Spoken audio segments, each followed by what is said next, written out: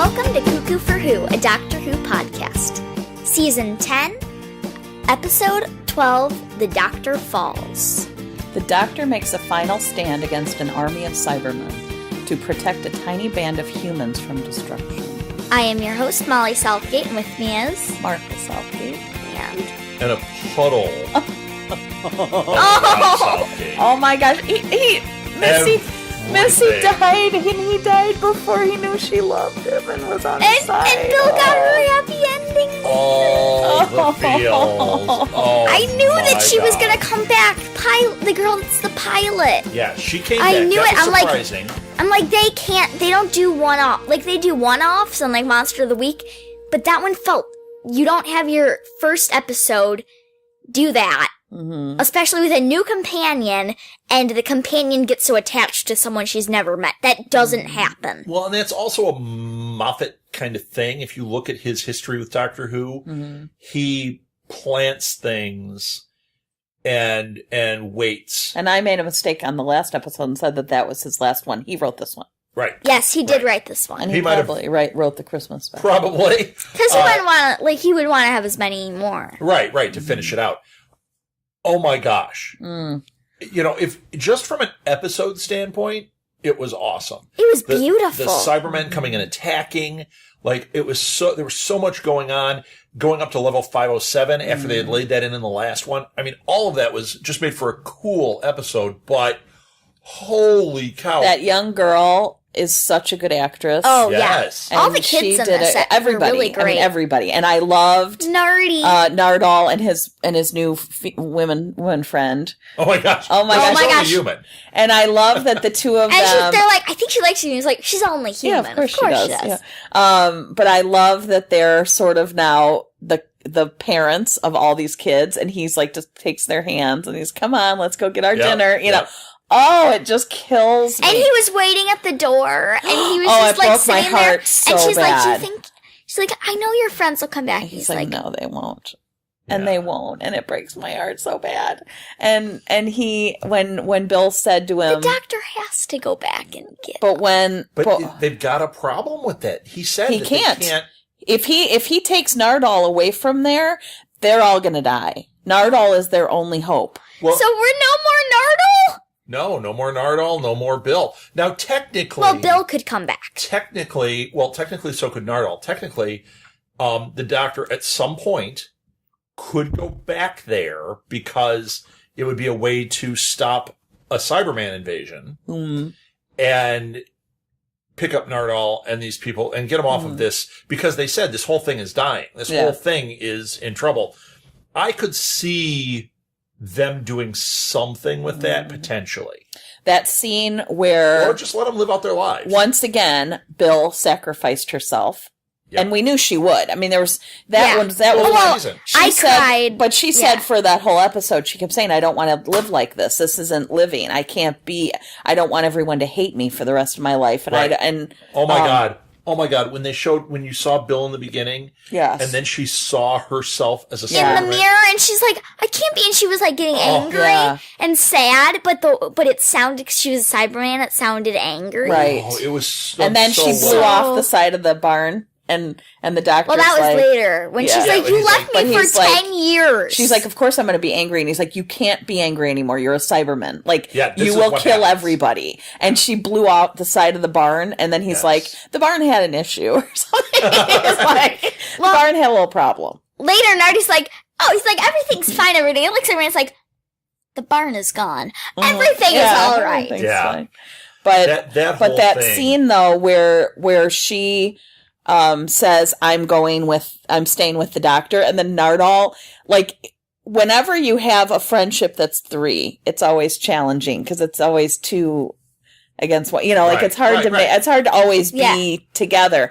There's a third wheel. There is. And so Nardole, you just see that pain of, I don't get to go with you. Like, you guys are doing this thing. And like, and he said, I want to be the one. I want to stay behind. And they're like, no, you need to go do this. And and now he's got... And now he's alone. And his and kids. He's watching. Yeah, but he thinks at the time, like, you're casting me away. Like, you voted me off the island on Survivor. Right. And so here are the two of them. And Bill says, it's okay. Now, we could get that in this next episode. We could get the doctors going back and rescuing the people on level 507. Yeah, you could.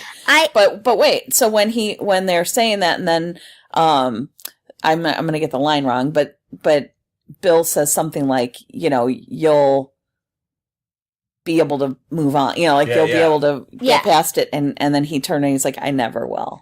Oh no, no, what it was is she said he was like, Bill, he's like, I don't know what to say, and she said, you'll find the words. There you go, you'll find the words. And then when he left, he's like, I never will. He went, and he's like, just so you know, you're wrong. I never will. Oh my God. I just thought of a crazy that thing. One shattered me. So there's Doctor Who comics, right? Mm-hmm. Yeah. And there was a series done that's Doctor Who and Star Trek crossover that was really good. Okay. Uh-huh. This actually potentially sets that story up. Because in that story, so if the Doctor goes back to rescue level 507, and they get the people off of there, and then they push, instead of putting the thing in reverse, they push that ship into the black hole. Mm. That gets them out of there. That could be what we're going to see in the Christmas one, right? Mm-hmm. In the Star Trek Doctor Who crossover, the Cybermen were on a ship that went through a black hole, and they ran into the Borg, and the Borg tried to assimilate them, and the Doctor goes through to stop them. Mm. What a crazy idea. Now, they're not obviously going to do that, but it really does kind of set that up. So it could be, that would be a way for him to save Nardole, and then take Nardole and the woman and the kids, put them somewhere safe. Mm-hmm. And at that point, Nardole would have been there for years, and he'd be like, this is my family. Mm-hmm.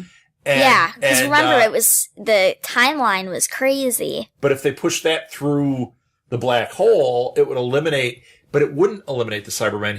He might say it does, but it doesn't. Because they still exist, but it might eliminate a Cyberman threat that's really threatening. Well, he also said, he didn't say, oh, the Cybermen. He said, what was the planet? In the last episode, he said this. It was like the... Mondolin or Mondolin. Mondas. Mondus.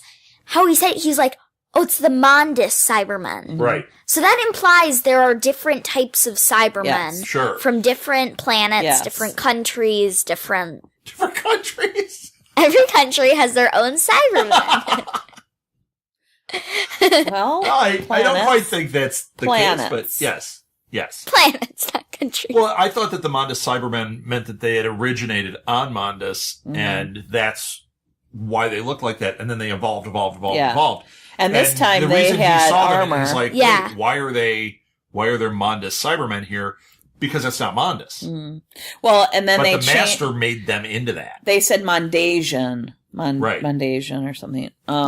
But yeah, they evolved into being that like armor, like she was Bill was one of the crude. Right. Well, they said she was the first one, right? Because like they had tried, and I think they said that she was like the first one to get it to work. She was the first upgrade. Yeah. Yeah, and actually, if you think about it, the Master creating that type of Cyberman would make sense because, well, no, it doesn't, because this Master, the guy, saw the other Cybermen in the timeline where he was with David Tennant and that. So, but he did go, like, he went back to create that original type. And maybe he had to because that's where you get those upgrades from. Or he was doing it was part of his plan to scare the crap out of the Doctor. Like, look what they are. Mm-hmm. And you know how quickly they're going to adapt. Yeah. Oh, yeah. So, go ahead. Oh, I was just going to say, there were a few similarities to Bill having her happy ending. It's very similar like hers and Clara's. Yes. Like, they weren't the same. When they go off on their adventure. Well, also, it was, they each, they both sacrificed themselves. Mm-hmm. Yeah. They both, and then after that, after they were almost dead, the Doctor found a way, like, they were saved. Yeah. After that, and they both found someone to travel the universe with. Right. And Clara's caught in a particular moment in time, which is different. Bill now is like, she's essentially like a god. She just can travel everywhere. She's not real anymore. She's not human anymore. And I loved that she can go human again. Right. That was really cool. And they're like, I can make you But human. Why couldn't the Doctor then? How is she more powerful than the Doctor? Different. She's like Dad said, she's almost like a deity. She's more godlike. He's more like a human god because of how he operates. She is another form. I think more what she did was, after Bill had died, she went up to her because she said she's like a living dead person. Right. That would be a zombie. Right. She is kind of. That was crazy. And then when you saw Bill's body fall, the Cyberman body fall, and then Bill standing there like, what happened? That was really cool. But that was reality. That was a reality between those two characters. Yeah. And, like, she kissed her and was like, does that feel real? You're not dead. It's almost like, and I bet if we went back and watched that first episode when the Doctor's explaining the pilot, I wonder if that creature lives on a different plane. And that's why Bill now lives on that other plane. Yeah. Yes, because they were sending her back to another. Right. I love that that Bill tried to put in her request for who he regenerates into. Like she's at the drive-through. She's like, you know what? I like women closer to my own age. Yeah, I'm just saying. Yeah. She's like, I'm just saying it. Just so you remember.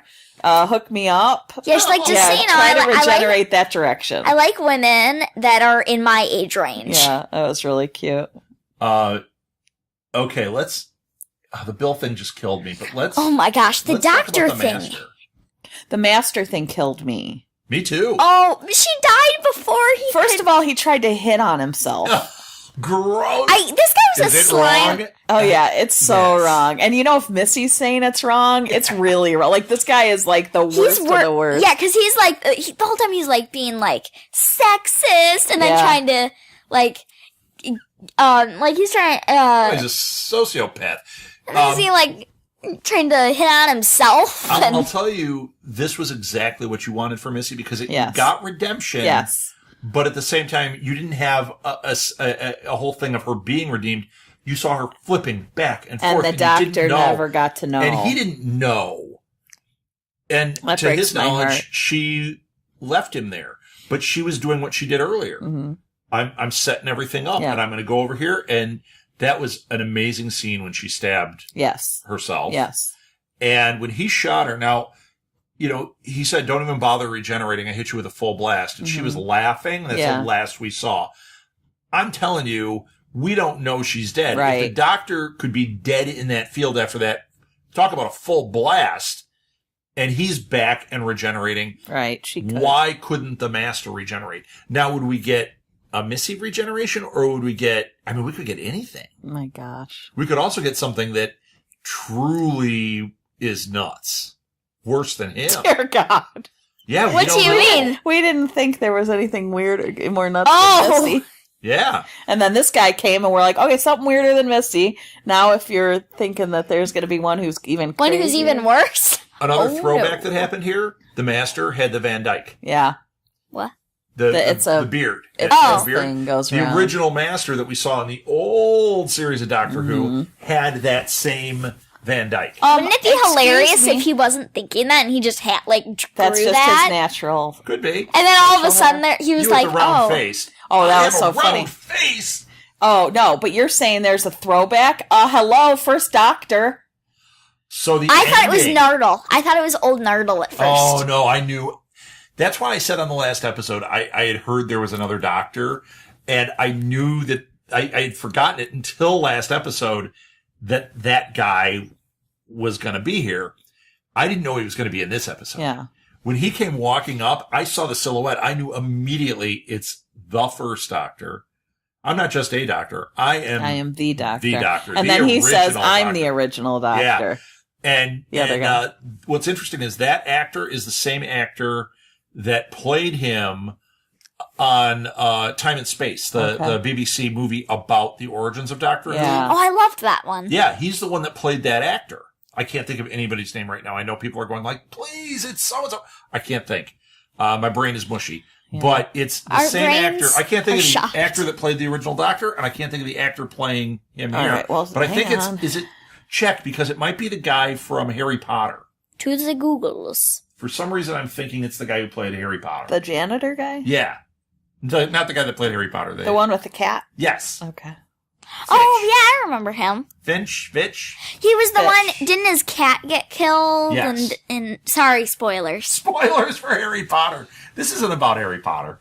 So, yeah, I'm dying for the Christmas one, because as soon as that happened, it was like to be continued this Christmas. Capaldi almost regenerated like 3 times in this one, so the next one is going to be eggshells. I want to talk about the Doctor's monologue. Oh my God. That was beautiful. That was one of the most beautiful speeches I have ever heard. They were holding on to that one. That was beautiful. I need it to be a meme, because that was just fantastic.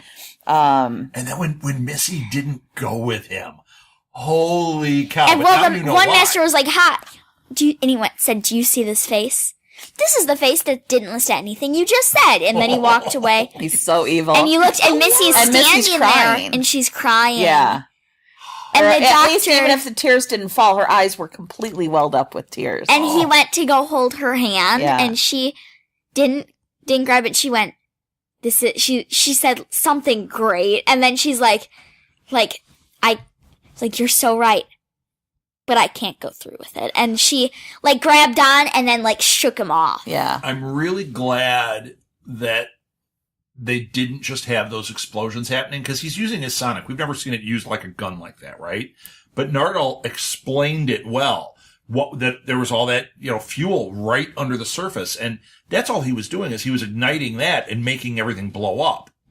Yeah. That was really done well. I mean, it was, they had to have a way of doing it. I think by having Nardal explain it just briefly like that, when it happened, I bought it fully. All right, I like David Bradley. David Bradley, that's who it is. And he played Filch. Yep.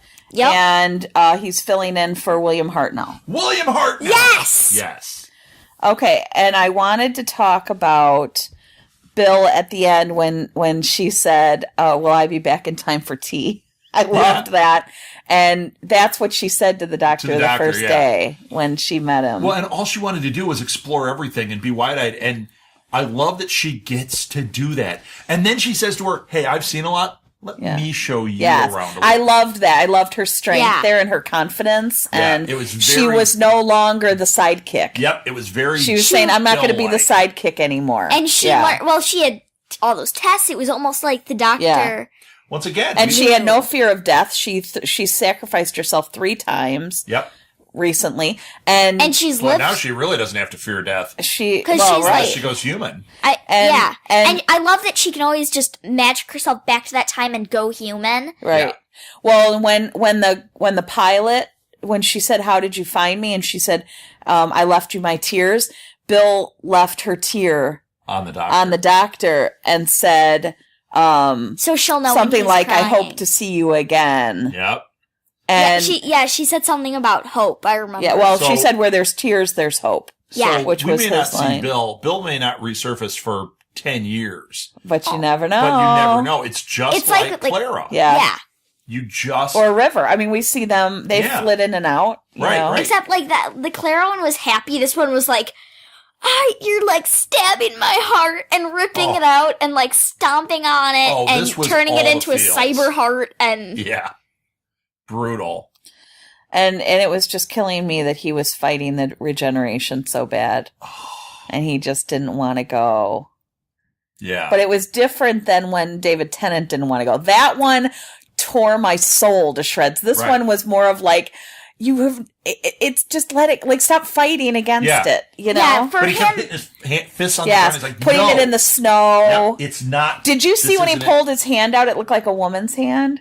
No. Yeah, that's why he was looking at it. That's why he was his eyes got really wide and he was staring at it. As soon as he pulled it out of the snow, he went like that, and it was like a real delicate woman's hand. Oh. I wonder if they made a mold of her hand. They probably just filmed her hand. Yeah, they probably just filmed her hand. Oh, yeah. Or used a hand model. George Costanza. Or David Duchovny in Zoolander. Yes. Wait, what? Oh, you haven't seen that one yet. He's a hand model? Yeah. Yep. So, yeah. Wow. Yeah, I'm spent, but I'm ready for the Christmas. I love Peter Capaldi so much. So do I. I have loved him as the Doctor, and I have felt like every scene he's in, every moment he has been the Doctor, on screen, off screen, you could tell this was such a gift to him. Yep. And he was so... He treated it so beautifully and reverently. Well, and they gave him the big fight with the Cybermen. They did. I'm watching that going, as the little kid Peter Capaldi would be going, I get to run through the forest fighting Cybermen. I mean, it is he gets to run through the forest and like blow each one up. Oh my and gosh. I just really want to say that, like, you could feel it in every line he delivered, that he wanted to be there. He didn't want to be anywhere else. And you didn't always feel that with the Doctors, and some more than others. But with him, every minute, you could just feel that he was going, he was there. This was the greatest gift of my life. Yeah, his eyes were like really wide. Yeah, and he just like delivered every line with such joy and beauty, and I just love him so much. We don't need to put a nail in it yet, because he's got one more episode. Yeah. Oh, we don't talk about one more. So, are we done with this episode? Can we get going to the Christmas one? I know, but that makes it closer to the end. But then we have Jodie coming. I know, and I can't wait. Yeah, a few episodes ago, all of the commercials we would let them play, because it was all Jodie Whittaker at a Comic-Con. Yeah. Oh, yeah. And it was her saying, like, and everything, it have, like, a picture of her, and it would say, "It's about time." Yeah. Well, and I showed Molly the other day. Which I would like to point out was the meme I put out before anybody else. Yes. And I made a t-shirt that was awesome about it. And no one cared. No one cares. But thank you. But when BBC does it, everyone goes crazy. But when people were asking her, did the Doctors, any of the past Doctors contact you? And she said Matt Smith left her a voicemail, and it was just him singing the theme song. Yeah. Who was it again? Matt Smith. No, but who was saying Jodie. Oh! And I remember I showed you the thing, and then she said, it went to voicemail, and she said, and then I'm listening to the voicemail, and she's like, and then so I had to call him back and say, "Oh, sorry, I wasn't available." She goes, "Oh, yes, I was. I was just sitting there in a panic." Because she was fangirling, Well, think about it. She worked on Broadchurch with David. Yeah. So she's. And then I want to talk about this line. The Master says, "Is the future going to be all girl?" And the Doctor says, "We can only hope." Yeah. I love that. Oh. And then he becomes a woman. Not yet. No. Not yet. We're so close. I can taste it. But then it makes me cry and leap with joy. Keep in mind also that when this originally aired, no one knew the next Doctor was a female. Oh, really? Oh. I bet they were guessing, though. Well, they knew. So the Doctor Who people knew. But they hadn't announced it yet. But the lit watchers... None of the viewers. So when that hand, if they didn't notice that hand was a female, and all the clues, if they didn't notice that is the future going to be all girl, we can only hope. When they started talking about the gender, well, I've been a woman before. I could be any gender. They were putting in these little Easter eggs the whole time. Yeah, the entire time. I was like, did people guess it? Probably. I don't know. I know there was a lot of question about it. A lot of people were questioning whether that was going to happen. So those clues probably didn't go unnoticed, but now you look at them and you go, they were telling us. We got to watch it already knowing that and not realizing that the rest of the audience already didn't know. Right. So that was kind of fun that we waited so damn long. But we got to watch it knowing it was coming and seeing all the clues. But it's kind of fun to think back, like, what would we have missed? Or would we have been screaming at the TV, "Oh my gosh, it's going to be Like I wonder how that would have felt like to see it before you knew. I think still doesn't get to be a ginger though. No, maybe the next one, but I don't want Jodie to end. I don't. No, she hasn't even. We haven't started watching it yet. She needs a good long run. I have a feeling. Oh yeah. So is that it? I think so. All right, let's end it. We can move on to the next episode. Those of you that are listening, follow us on Twitter at cuckoo4who. Follow us on Facebook. Look up cuckoo4who, F-O-R, who. You can send us an email at southgatemediagroup@gmail.com.